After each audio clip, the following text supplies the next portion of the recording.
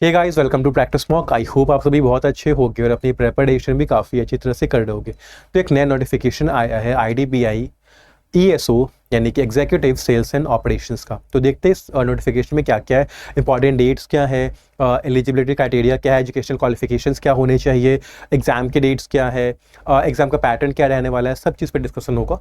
तो देखते हैं, सबसे पहले वैकेंसीज की बात कर लेते हैं। ठीक है, तो यहाँ पे जो पोस्ट है वो आपकी है IDBI बैंक की executive sales and operations ESO की। जो वैकेंसीज है वो 1000 है, टेंटेटिव वैकेंसीज 1000 है। फिर यहाँ पे इन्होंने कैटेगरी वाइज भी वैकेंसीज को डिस्ट्रीब्यूट किया है। लाइक आप देख सकते हो, अनरिजर्व के लिए 448 है, ST के लिए आपका 94 है, OBC के लिए 231 है, EWS के लिए 100 है, और PWBD के भी जो सब कैटेगरीज है VH, HH, OH, MDID उसमें भी 10 वैकेंसीज है। तो अगर टोटल टेंटेटिव वैकेंसीज की बात करें तो वो 1000 है। तो ये तो हो गई वैकेंसीज की बात। अब इंपॉर्टेंट डेट्स देख ले। तो जो आपका ऑनलाइन रजिस्ट्रेशन का डेट है, यानी जिस डेट से आप इस पोस्ट के लिए अप्लाई करना स्टार्ट कर सकते हो, वो आपकी है November 7, 2024, यानी 7 नवंबर 2024 से आप फॉर्म फिल करना स्टार्ट कर सकते हो। जो लास्ट डेट है वो है November 16, 2024। ये ध्यान देने वाली बात है कि इसी मंथ लास्ट डेट है November 16। ठीक है, November 16 लास्ट डेट है इस फॉर्म को फिल करने की। टेंटेटिव डेट भी मेंशन कर रखा है उन्होंने ऑनलाइन टेस्ट का, जो कि होगा December 1, 2024, यानी टेंटेटिव वे में 1 दिसंबर 2024, इसी साल 1 दिसंबर को ये आपका एग्जाम ले लेंगे। तो डेट्स के बाद अब हम आते हैं कि एलिजिबिलिटी क्राइटेरिया क्या है इस पोस्ट के लिए। तो एज आपका 20 ईयर्स से 25 ईयर्स के बीच होना चाहिए। ठीक है, 20 ईयर्स के हो, 25 ईयर्स के हो, बीच में आपका एज अगर लाई करता है तो आप इस पोस्ट के लिए एलिजिबल हो। उसके बाद डेट्स भी मेंशन कर रखी है इन्होंने कि जो कैंडिडेट है उनका बर्थ डेट October 2, 1999 से पहले का नहीं होना चाहिए और October 1, 2004 के बाद का नहीं होना चाहिए। तो अगर आपका बर्थ डेट October 2, 1999 है या उसके बाद का है, पर October 1, 2004 से पहले का है या फिर October 1, 2004 है, तो आप एलिजिबल हो। तो ये दोनों डेट्स इंक्लूसिव है, यानी कि अगर आपका बर्थ डेट October 2, 1999 को पड़ता है या October 1, 2004 को पड़ता है तो आप एलिजिबल हो। इन दोनों डेट्स के बीच में आता है तो भी आप एलिजिबल हो। ठीक है, और एज लिमिट क्या है? 20 to 25। अगर एजुकेशन क्वालिफिकेशन की बात करें तो एक ग्रेजुएट होने चाहिए आप रिकॉग्नाइज्ड यूनिवर्सिटी से किसी भी डिसिप्लिन में। यहाँ पे इन्होंने कोई इस तरह का क्राइटेरिया नहीं रखा है कि एक स्पेसिफिक डिसिप्लिन में ही आपकी ग्रेजुएशन होनी चाहिए। कोई भी डिसिप्लिन है, कोई भी स्ट्रीम में, आप ह्यूमैनिटीज से हो, साइंस से हो, इंजीनियरिंग से हो, कॉमर्स से हो, आप इस फॉर्म को फिल कर सकते हो। आपके पास ग्रेजुएट की डिग्री होनी चाहिए। Passing only diploma course will not be considered as qualifying the eligibility criteria, यानी कि अगर सिर्फ डिप्लोमा का सर्टिफिकेट है तो वो नहीं होगा। आपके पास ग्रेजुएशन का सर्टिफिकेट डिग्री होना चाहिए। फिर कंप्यूटर लिटरेसी भी होनी चाहिए, मतलब कैंडिडेट से एक्सपेक्ट किया जा रहा है कि उनको कंप्यूटर और IT रिलेटेड जो एस्पेक्ट्स है उसकी नॉलेज उनको होनी चाहिए। अब यहाँ पे इन्होंने सैलरी मेंशन कर रखी है। जो रेन्यूमरेशन है वो 29,000 होगा फर्स्ट ईयर में, 31,000 होगा सेकेंड ईयर में। अब यहाँ पे ऐसे मेंशन क्यों किया है इन्होंने फर्स्ट ईयर करके सेकेंड ईयर करके? तो मैं आपको बता दूं कि ये जो रिक्रूटमेंट है कॉन्ट्रैक्चुअल बेसिस पे है, यानी कॉन्ट्रैक्ट पे आपकी रिक्रूटमेंट होगी। जब आप पहला ईयर कंप्लीट कर लोगे अपने कॉन्ट्रैक्ट का, ठीक है, और अगर आपका परफॉर्मेंस सेटिस्फैक्ट्री रहा, जैसा बैंक चाहती थी वैसा परफॉर्मेंस आपने दिया, तो फिर आपका जो कॉन्ट्रैक्ट वो 1 साल और एक्सटेंड किया जाएगा। आप सेकेंड ईयर भी कॉन्ट्रैक्ट बेसिस पे वर्क करोगे, जहाँ पे आपकी सैलरी 29 से 31,000 हो जाएगी। ठीक है, और जब ये दोनों ईयर आप सक्सेसफुली सेटिस्फैक्ट्री वे में कंप्लीट कर लोगे तो आप एलिजिबल हो जाओगे किसके लिए? जो junior assistant manager jam grade होता है IDBI में, इसके लिए आप एलिजिबल हो जाओगे। मतलब इसके सिलेक्शन रिक्रूटमेंट प्रोसेस में आप पार्टिसिपेट कर सकते हो।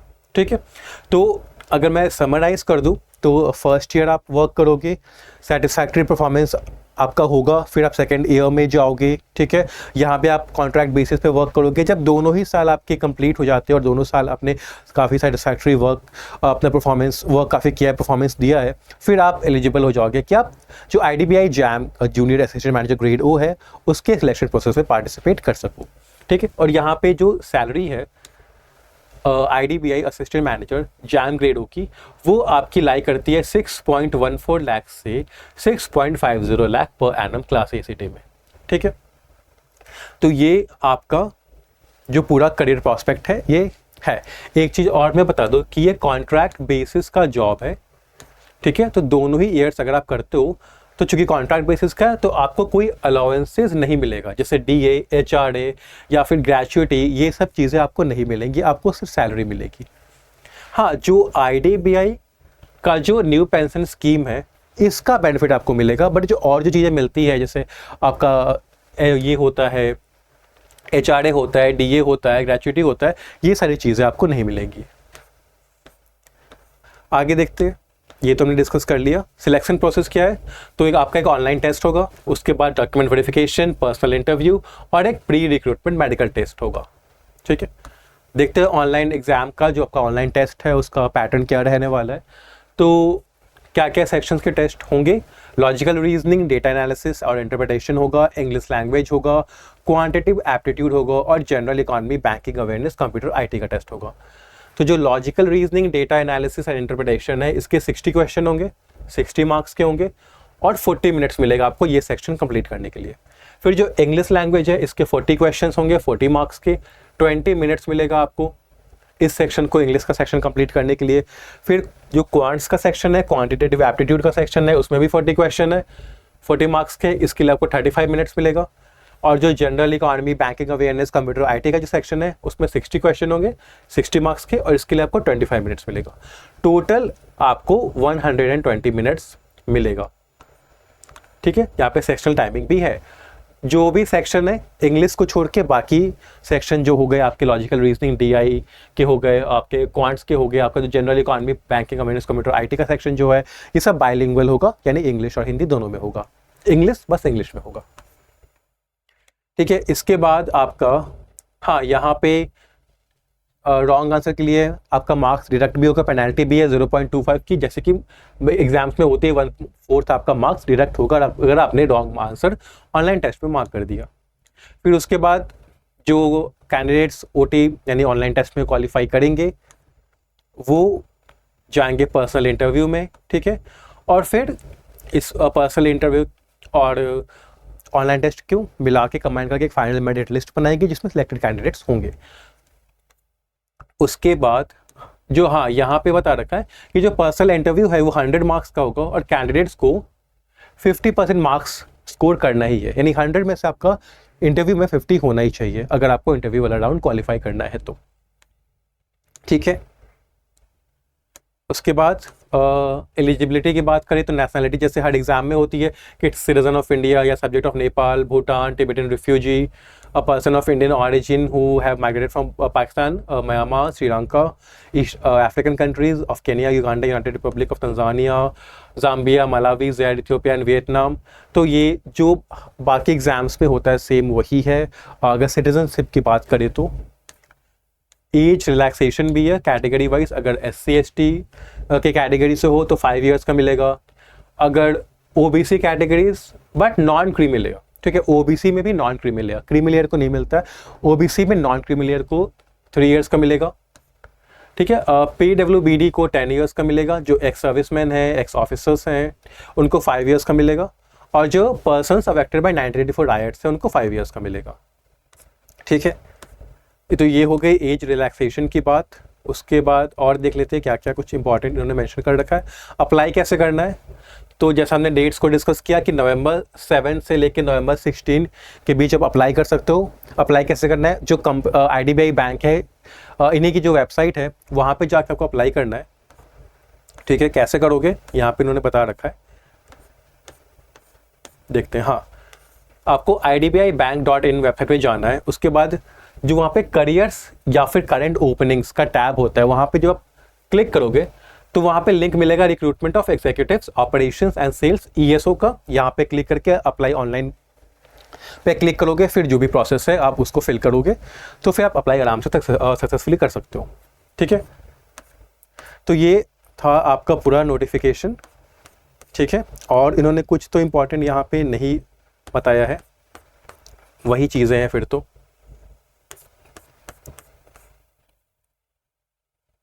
ठीक है, चलो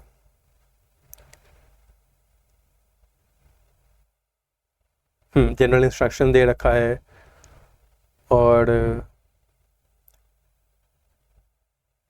नहीं इधर तो कुछ नहीं है, फिर बाकी हाँ नेक्स्ट ईयर आ गया। ठीक है, यहाँ पे इन्होंने ये बता रखा है कि फोटो का आपका डायमेंशन क्या होना चाहिए, थंब इम्प्रेशन का डायमेंशन क्या होना चाहिए। तो ये जब मैं ये नोटिफिकेशन को पेस्ट करवा दूंगा डिस्क्रिप्शन बॉक्स में, तो वहाँ से आप देख लेना कि क्या क्या डायमेंशन में आपको फोटो जो डिक्लेरेशन है उसका क्या साइज़ होना चाहिए, ये सब आप चेक कर लेना उसमें जब आप अप्लाई कर रहे होगे तो। ठीक है, यहाँ पे क्या है आपके स्टेट हैं, सीरीज नेम दे रखे हैं। ठीक है,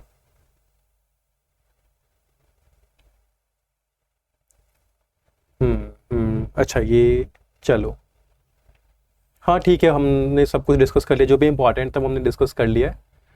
तो ये था आपका पूरा नोटिफिकेशन। अब जो भी कैंडिडेट्स इंटरेस्टेड हैं इस फॉर्म को फिल करने के लिए, तो उन सभी के लिए अभी प्रैक्टिस मॉक पे काफ़ी अच्छा डिस्काउंट चल रहा है, दिवाली ऑफर अभी तक चल रहा है। ठीक है, 30% डिस्काउंट आपको मिल जाएगा, फ्लैट 30% ऑफ। आपको कूपन कोड क्या लगाना है, लक्ष्मी, LAXMI, लक्ष्मी लगाते ही आपको जो डिस्काउंट 30% का वो आपको मिल जाएगा। ठीक है, तो जो भी है कैंडिडेट जो फॉर्म फिल करेंगे तो उनको मैं एक बार दिखा देता हूँ कि IDBI ESO का हमारे पास हाँ मॉक्स अवेलेबल होता है।